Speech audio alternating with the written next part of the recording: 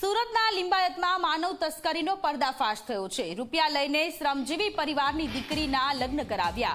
10 દિવસમાં 2 અલગ અલગ જગ્યાએ લગ્ન કરાવ્યા। પાડોશી નૂરી, તેના પતિ વસીમ અને ફરઝા છે મુખ્ય આરોપી।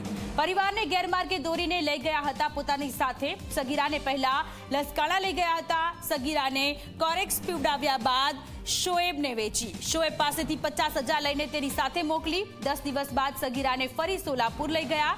સોલાપુરમાં 2 લાખમાં વેચીને ફરી લગ્ન કરાવ્યા। સોલાપુરમાં સગીરા પર આચરવામાં આવ્યું દુષ્કર્મ। સગીરાને તક મળતા જ પોતાની માતાને ફોન કર્યો। માતાને હકીકતની જાણ થતા નૂરીને અરજ કરી। પોતાની દીકરી પરત લાવવા નૂરીને અરજ કરી। ભારે દબાણ બાદ નૂરીએ સગીરાને પરત બોલાવી લીધી। સગીરા પરત આવ્યા બાદ આરોપીઓ ભાગી ગયા। પોલીસે નૂરી સહિત 3 આરોપીઓને ઝડપી પાડ્યા છે। આરોપી ફરઝા હજુ પણ પોલીસ પકડથી દૂર છે।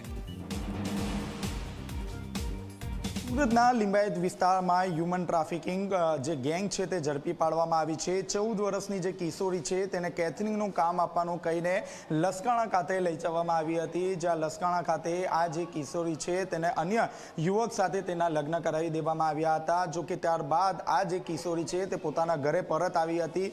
બાદમાં 10 દિવસ બાદ ફરીથી જે હ્યુમન ટ્રાફિકિંગ કરતી જે ગેંગ છે તે આ કિશોરીને કેટરિંગનું કામ આપવાનું કહીને સોલાપુર ખાતે લઈ જવામાં આવી હતી। જ્યાં સોલાપુર ખાતે પણ અન્ય જે યુવાન છે તેને પૈસા આપવામાં આવ્યા હતા અને ત્યારબાદ આ જે કિશોરી છે તેના લગ્ન આ જે યુવક છે તે યુવક સાથે કરાવી દેવામાં આવ્યા હતા।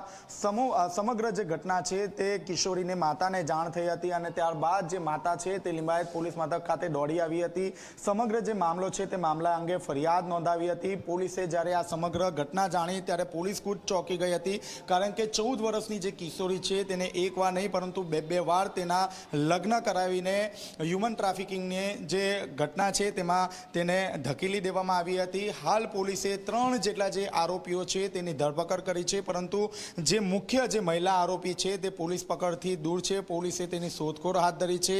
આ ફક્ત એક જ કિશોરી નથી, પરંતુ આવી અનેક જે કિશોરીઓ છે જે કામની શોધમાં ફરતી હોય છે તેમને પોતાનો શિકાર બનાવ્યો હોવાનું હાલ હકીકત સામે આવી છે। પોલીસે સમગ્ર બનાવને લઈને વધુ તપાસ હાથ ધરી છે। કેમેરામેન વિજય બેસાને સાથે ચેતન પટેલ, ઝી મીડિયા, સુરત।